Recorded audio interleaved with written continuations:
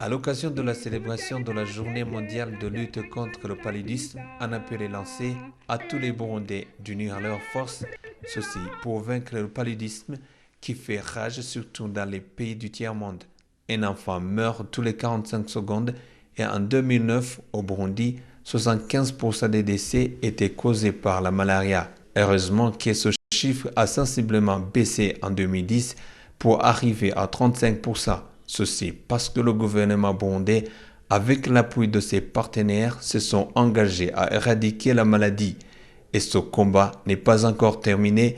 Le gouverneur d'Ongozi, Jean-Claude Nahayo, lui a déclaré qu'il va imposer une amende à qui utilisera les moustiquaires pour d'autres fins que se protéger contre les moustiques. Ceci sonne parfaitement bien à l'oreille des partenaires du Burundi au développement qui vont toujours l'appuyer dans ses efforts. Les partenaires de la santé en général et de la lutte antipaludique en particulier, que nous sommes accompagneront les efforts du gouvernement pour accélérer le progrès dans la prévention et le contrôle du paludisme dans notre pays.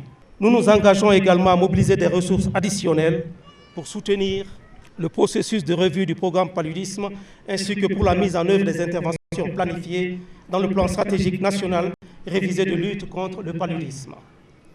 La ministre de la Santé, Sabine Ntakarutimana, est satisfaite du pas franchi dans la lutte contre la malaria.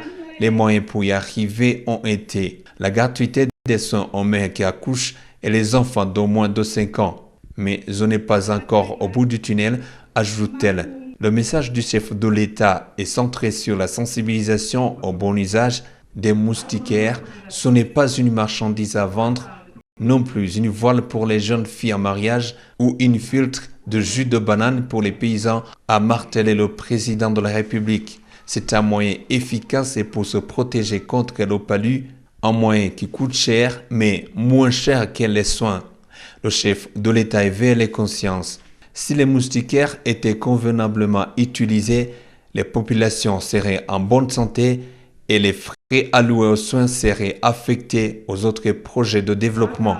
C'est ainsi que le chef de l'État appelle à tout un chacun à éviter d'entretenir l'habitat des moustiques en nettoyant des eaux stagnantes chez eux. Le chef de l'État a remercié tous les partenaires au développement pour leur appui, mais aussi à Ginette Karekinyana, une burundo-canadienne, patronne du projet ACC, qui s'est engagée dans la lutte anti-malaria par la production d'antimoustiques à base de la cater.